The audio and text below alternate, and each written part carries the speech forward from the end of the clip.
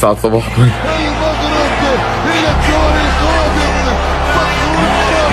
الله اكبر الله اكبر، اقسم بالله مش فخر، مش فخر بس قمة الفخر، قمة الفخر يا مغرب، قمة الفخر يا منتخب المغربي، قمة الفخر يا بونو، قمة الفخر يا بونو، قمة الفخر يا افضل حارس بتاريخ العرب، قمة الفخر يا اسد الاطلس، قمة الفخر من بعد هالتصدي يا بطل، يا بطل. رفعت راس مش المغرب فقط ولا فقط اهل المغرب، رفعت راس كل العرب،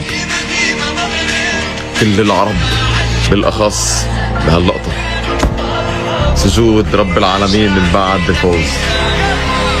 بعدني في من النوم مش شايف بعد لقطات الجماعة، خلينا هيك استأنس شوف اللقطات طفى التليفون. يسعد دين المغرب، ديما مغرب، ديما مغرب، ديما مغرب، المغرب الى الدور القادم. الله اكبر. ارفع راسك انت مغربي، ارفع راسك انت عربي، ارفع راسك انت امازيغي. مع المغرب فازت وتأهلت للدور الثاني. العالم جانا مباركة، بتجنن بتجنن بتجنن. مبروك ديما. نادوا لي مومو صح؟ المغرب فازت، او المغرب فازت. الحمد لله يا جماعة. طبعا الحاقدين والكارهين. السيباري كان تيقوفك، السيباري كرة ديالك، السيباري تيقوفك كان تيقوفك.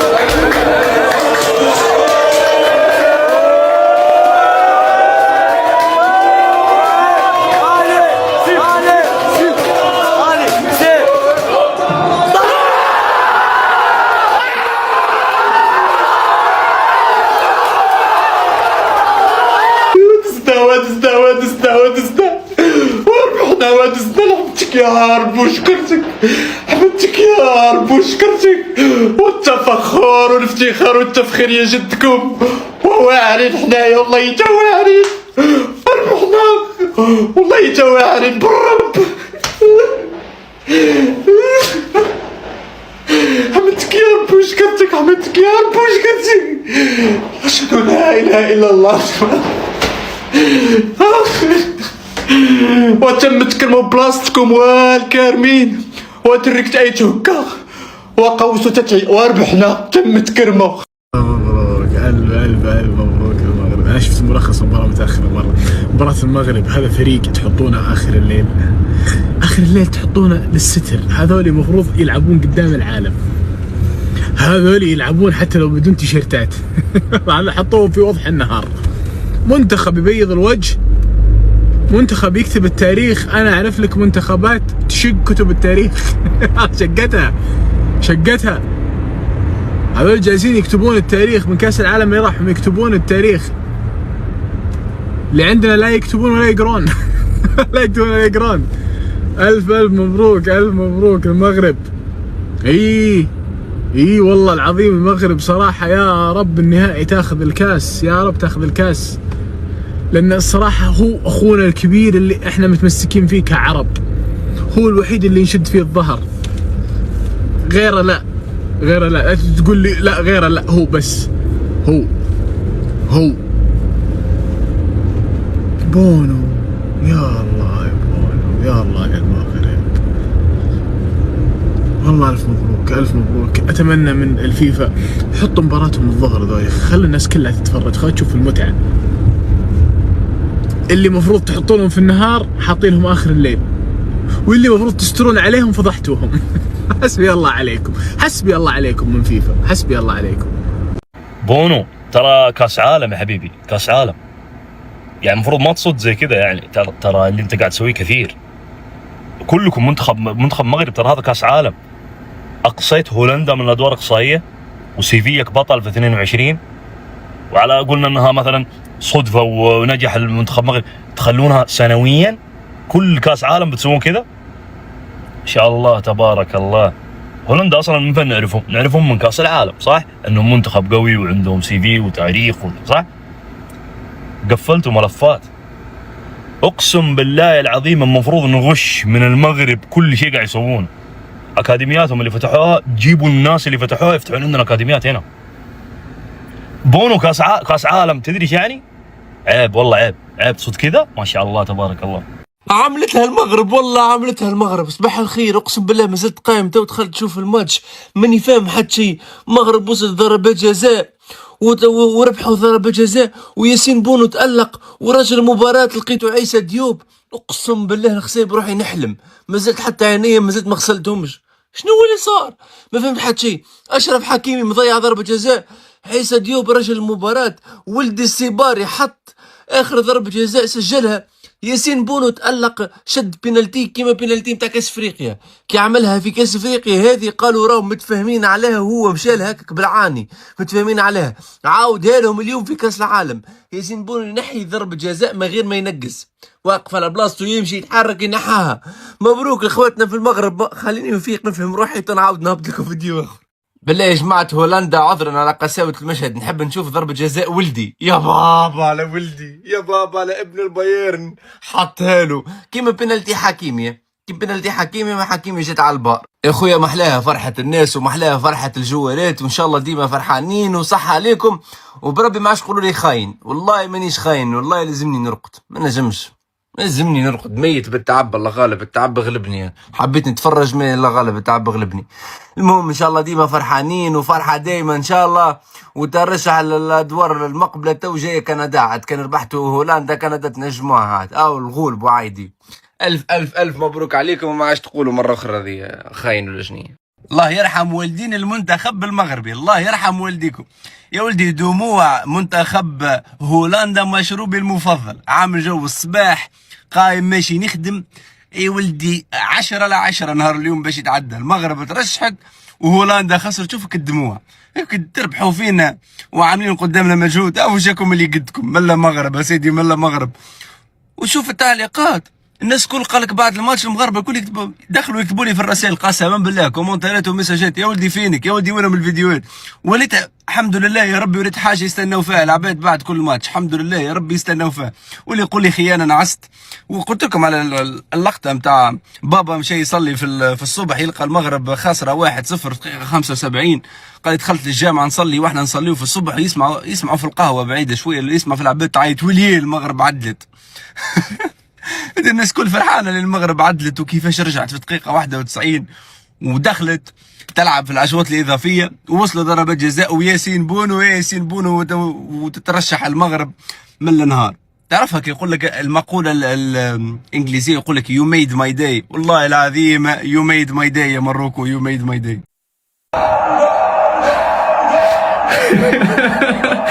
خويا دقيقة مكتبة لينا ان شاء الله، مكتبة لينا ان شاء الله، مكتبة لينا.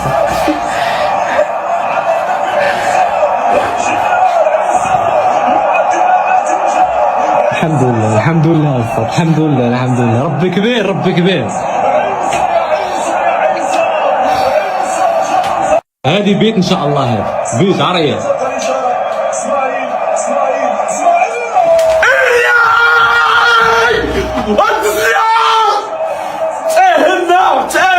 تأهلنا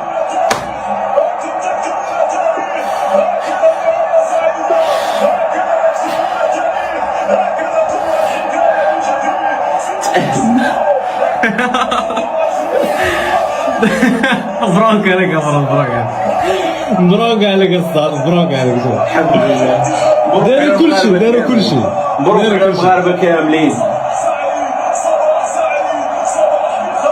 واش تستاهلوا ولا ما تستاهلوش؟ نستاهلوا. شكل من حق بونا. الله يرحم له الوالدين، الله يرحم له الوالدين، والله يرحم له والدين الدراري كاملين. براري يطلقوا في اللايف. أول حاجة الحمد لله والشكر لله، شكرا على الفوز، حمدناك يا رب وشكرناك، والتفخر والافتخار والتفخير يا جدك، وربحنا وإحنا واعرين، إحنا واعرين. المملكة المغربية واعرة، هولندا تخلعنا والله ما تخلعنا، أرى اللي بعدها، وربحنا. والتفخر والافتخار والتفخير يا جدك واكبر. فرحان، انا فرحان. وتركت اي تهكا وتركت اي طلبه والعالم الاخر. سيروا تنعسوا راه 6 الصباح هادي، سيروا تنعسوا راه ربحنا. العقوبه عليكم ان شاء الله. ايهو مبروك علينا هذه البداية ومازال مازال. ايهو مبروك علينا وهذه البداية ومازال مازال. وتفخروا يا جدكم تفخروا وراه ربحنا. انا لسه راجع الفندق بعد ما خلصنا تصوير حلقه عظيمه مع منصه العربي بلس برنامج قهوه مرتده، ومعنا عبد الرزاق من المغرب. يعني رجعت بصيت على ضربه الجزاء اللي صدها ياسين بونو، ولولا حقوق الملكيه يعني كنت حاططها كامله، بس طبعا لان الموضوع ده بيبقى فيه كوبي رايت فمش هقدر ان انا استخدمها. لكن بسم الله ما شاء الله، هو ايه الريسك العالمي اللي عمله ياسين بونو في ضربه الجزاء دي. يعني يمكن الواحد في المباشر مع اللخمه ومع فرحه عبد الرزاق ومع الدنيا اللي احنا فيها انا ما خدتش بالي من التفاصيل. يعني سامرفيل وهو بيشوط ضربه الجزاء، سامرفيل لاعب هولندا وهو بيشوط ضربه الجزاء، الواد شاطها باحسن طريقه ممكنه، كوره عاليه في زاويه. الكوره العاليه اللي في زاويه دي المفروض الطبيعي ان هي بتخش في اي حارس مرمى. ياسين بونو في الكسور من الثانيه اللي مسموح له ان هو يفكر فيها خد ريسك كلنا عارفين انه لو كان فشل كان هيبقى شكله يضحك في الجون، لكنه لما بينجح بيبقى اسطوري. ياسين قرر في اللقطه دي ان انا مش هترمي على الكوره، انا هتحرك للكوره. انت فاهم الفرق؟ يعني هو ما رماش نفسه على الكوره اللي هو انا هترمي هختار زاويه او هشوط او هتحرك بعد ما اللاعب يشوط او بتاع. لا، ياسين اتحرك خطوتين لليمين، وقف مكانه، وهو واقف مكانه خد الكوره، اللي هو تبان الموضوع ان هو ايزي. لما تركز في التفاصيل بسم الله ما شاء الله، الله اكبر، اللهم صل على النبي. ايه يا ابني الدماغ دي؟ الله اكبر عليك. ايه يا ابني ده؟ بسم الله ما شاء الله، الله اكبر. يعني عارف ريسك يا جماعه، الريسك صعب، الريسك صعب يكاد يكون مستحيل. فكره ان انا كحارس مرمى في كسر من الثانيه خدت القرار ان انا مش هترمي، لا همشي، وفي اللحظه اللي انا همشي فيها اختار الزاويه اللي اللاعب هيشوط فيها وافرد ايدي بحيث ان انا اخد الكره وانا واقف، بدل ما اضطر ان انا اترمي وما اقدرش ان انا اصدها. انت تخيل نفس اللقطه بتاعت سامرفيل دي، سامرفيل واقف مكانه، وبقى سامرفيل واقف مكانه وشاط الكره في نفس الاتجاه، والحارس اترمى في نفس الاتجاه. الحارس لو اترمى في نفس الاتجاه مستحيل ان هو يجيب الكره. ده هي ضربه جزاء نموذجيه. ايه اللي كسر نموذجيه ضربه الجزاء؟ ذكاء ياسين بونو، بسم الله ما شاء الله. الحمد لله والحمد لله والشكر لله والحمد لله والحمد لله. الله اكبر، الله اكبر عليك يا الصابري، الله عليك يا الصابري، الله الصباري، الله عليك الصباري، الله عليك الصباري. والحمد لله والشكر لله ولا اله الا الله والله اكبر. الحمد لله يا رب العالي، الحمد لله الحمد لله الحمد لله الحمد لله. الله اكبر، الله اكبر، الله اكبر. هلكنا هولندا، هلكنا هولندا. جيبوا اللي بغى يجي دابا مرحبا به. لا باس عليك يا ولدي، لا باس عليك. اللهم لك الحمد حمدا يليق بجلال وجهك وعظيم سلطانك. اقسم بالله يا مغاربه، يا منتخبكم هذا يشرف. مباراتكم مع كندا، هاتوا كندا، هات الكندي انا بحلم فيه. ترى هولندا اقوى من كندا. اليوم اول مره في حياتي اشوف هولندا تستسلم ضد المغاربه.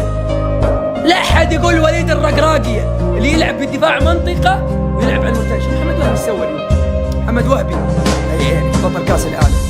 مغرب التاريخ يكتب التاريخ في سماء امريكا، ولتشهد امريكا بان المغاربه اذاقوا الهولنديين الويل والبرازيليين. مباراه هولندا دور 8. انا بحلم فيك يا فرنسا البرتغال الاسبان، وباذن الله المغرب تروح نصف نهائي كاس عالم. ما في مستعد، توكل على الله واجتهد بالله. فاموس ديما مغرب. التاريخ يكتب يا سيد افريقيا وكبيرها الاول. لحظه كمغربي طق بالاضافه، منتخب المغرب يكمل 41 مباراه، 41 مباراه رسميه دون تلقي اي هزيمه. حقق كاس افريقيا بقرار الفيفا كاطول سلسله لا خساره لمنتخب في تاريخ كره القدم. 41 الفوز على كندا يوم السبت. تخيل البرازيل ما قدرت، ولا اسكتلندا ولا هولندا. والتاريخ يكتب يا اسود الاطلس. وقل رب ارحمهما كما ربياني صغيرا. لقطه للتاريخ، اسماعيل السيباري نجم منتخب المغرب بعد المباراه ترك الاحتفال مع اللعيبه وذهب لتقبيل والدته ولضم والدته. يا الله يا مشاعر السيباري. اسماعيل السيباري واجهت والدته صعاب واشياء صعبه منذ ولادته. تخيلوا كانت هذه قدميه اثناء الولاده، وجلس سنه كامله، وامه كانت تقول اتمنى أمنية حياتي أشوف إسماعيل يمشي، ما كان يمشي مركبي له دعامات، شوف رجله كيف. واليوم يكتب تاريخ المغرب في المونديال ويسجل 3 أهداف ويقودهم إلى نهائي الحلم. وين؟ أمام كندا وتوكسن. مبروك للسيباري ولكل المغاربة. احنا العرب، احنا مهد الديانات ورسالات السماء، احنا العرب التاريخ والمستقبل، احنا الثقافة والحضارة، احنا بيت الشعر والقصر، احنا ممن تعلمتم منهم واحنا من علمكم.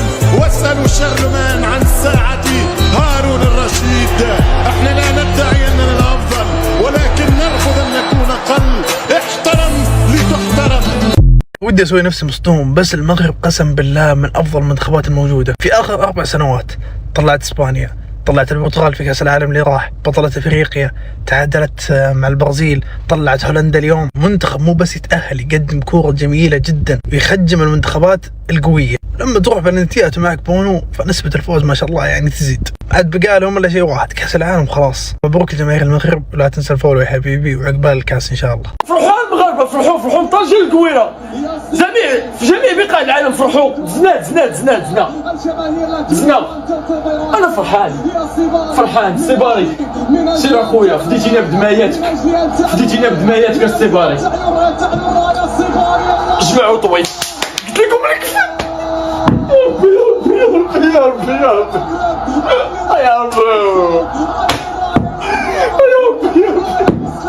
ضحايا أسود الأطلس باختصار، والله ضحايا أسود الأطلس، والله ضحايا. كريستيانو رونالدو مع البرتغال، فان دايك مع هولندا، رودري مع إسبانيا. طبعا كريستيانو ورودري في مونديال واحد 2022 في قطر. والله أسود الأطلس، والله أسود الأطلس. فامو. أولا وقبل ما نبدأ بكل شيء يا إخوان، أقسم بالله مبروك للأسود الأطلس ومبروك للشعب المغربي التاريخي الأسطوري. هذا التأهل العظيم المستحق 100%. ضع المستحق هذه بين قوسين وضع تحتها 700,000 خط مستحق. بعدين تعال يلي مسوي منصدم بالمغرب وكيف تأهلوا. المغرب أفضل من هولندا. تبيها بالتصنيف، المغرب تصنيف السابع، هولندا الثامن. تبيها في الملعب، المغرب أفضل. طبعا هذا بعد هدف هولندا. شوف إحصائيات المغرب حتى بهدف هولندا أفضل. هدف هولندا جاي ترى من كرة كذا غريبة ما أدري كيف. هذه الإحصائيات، المغرب كانت أفضل ومتفوقة بالراحة. شوف الإحصائيات كلها للمغرب. في إحصائيات بعد نهاية المباراة برضو المغرب أفضل. الاستحواذ المغرب، الأهداف المتوقعة المغرب 1.40. المغرب متفوقة طول بعرض. وقت مستقطع لب قلوبكم. تبي تتابع مباريات، أفلام، مسلسلات، كأس العالم بعد كأس العالم، عند سهم تي في يا وحش. بأسعار تبدأ من 24 وفوق هذا في كود خصم يخصم لك 15%. الرابط كود الخصم موجود في البايو. انجوي شيكوا عليها. فباختصار لا تنصدم بالشيء اللي سواه المغرب، لأنه أقسم بالله مستحق. المغرب مستحق تأهله، لا بمستوى ولا بنتيجة كلها. المغرب المباراة الجاية بتقابل كندا. أنا أثق بأسود الأطلس أنهم بيتجاوزون وبيهزمون المنتخب الكندي وبيتأهلون بإذن الله للدور القادم. محمد وهبي يا محمد وهبي، يعني فوق ما أنك أنت تاريخي، دخلت التاريخ زيادة من أوسع أبوابه. دخلت التاريخ من أوسع أبوابه بعد تأهلك مع المنتخب الأول. طبعا محمد وهبي المعلومية اللي ما يدري، حقق كأس العالم للمنتخبات مع المنتخب المغربي في فئة الشباب. ففوق ما أنه تاريخي قاعد يستمر في دخول التاريخ من أوسع أبوابه. تاريخ يا محمد وهبي. هذا محمد وهبي يا جماعة الخير، برضو معلومة ما تفهمك ولا تفيدك، لكن كذا من باب المعلومة. ومن ضمن المقطع كان مساعد مدرب في نادي الفتح السعودي في يوم من الأيام. وهنا سجود الشكر أقسم بالله العلي العظيم يا المغرب. شكرا والله شكرا والله شكرا. باختصار أنت تاريخي، أنت خلص فيك كلام والله العلي العظيم، ما يحتاج أتكلم ولا أقول ولا أستغرب. يعني حتى بونو لا تستغرب، والله من يوم جات البلنتيات أصلا قاعد أقول للي يتابعون معاي المباراة بونو بيشيل الليلة، بونو بيفوز المغرب بإذن اللي ما تنام عينه. جمايله كثير على أهل المغرب، جمايله كثير علينا إحنا هلاليين. أفضل حارس عربي في التاريخ، أفضل حارس في أفريقيا، المواسم اللي راحت إلى يومنا هذا من أفضل 3 حراس في العالم. ياسين بونو تاريخي. ياسين بونو أنت واحد من أفضل الحراس في العالم. أنت حارس أسطوري تاريخي أيقوني. آخ يا بونو والله ديما بونو. شكرا يا أبو إسحاق، شكرا يا أبو إسحاق. 5 الصباح والمغاربه ما ناعسينش، كلشي خارج فرحان ونيشان غنمشيو للخدمه. ديوب سير الله يرحم لك الوالدين واسمح لينا لعيرنا في الماتشات اللي فاتوا. عشان كذا نبغى المغرب توصل لأبعد مكان ومصر لأبعد مكان والجزائر لأبعد مكان، عشان المنظر ده يتكرر قدام عيونهم في كل مباراة فيها منتخب عربي مسلم. هذا انتصار لديننا، انتصار لمعتقداتنا. المنظر هذا كفيل يوريهم قديش احنا مؤمنين، قديش احنا غيورين على ديننا. من اليوم ورايح ما راح اقول باقي 3 منتخبات عربية، باقي 3 منتخبات ساجدين. دمتم. صباح الخير امستردام.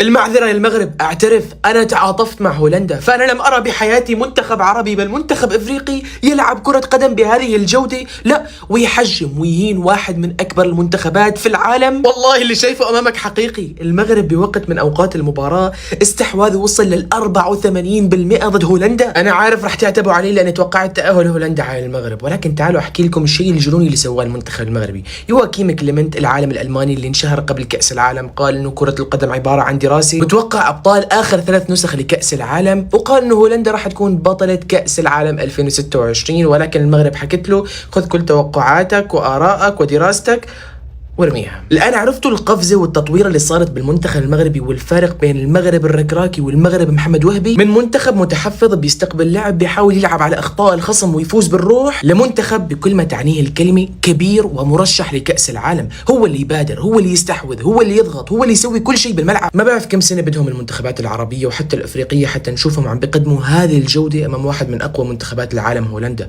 اكتساح بالاحصائيات للمغرب يا جماعه. شوف فرق التمريرات 800 293. لما هولندا سجلت حسيت انه كرة القدم فعلا ظالمة، ولكن الحمد لله عيسى ديوب المدافع استطاع انه يسجل هدف التعادل باخر الدقائق، وهذا بيثبت لك بانه المغرب بيفتقد لمهاجم كلاسيكي. مع اول عرضية سجلوا التعادل. المشكلة الوحيدة اللي بتمنع المغرب انها تحقق كأس العالم هي تضييع الفرص. لا، وضد هولندا الحارس تحول لبوفون. كنت كثير متوتر لضربات الجزاء، ولكن لما شفت هذه اللقطة ارتحت، وسبحان الله ربي وفقهم. داخل ركلات جزاء ومعك ياسين بونو باذن الله راح تربح. ياسين بونو اخترع اسلوب جديد بالتصدي، واحد من اقوى الحراس في تاريخ كرة القدم بركلات الجزاء. نحبكم بزاف وديا مغرب، وباذن الله متأهلين الى الربع النهائي ضد كندا.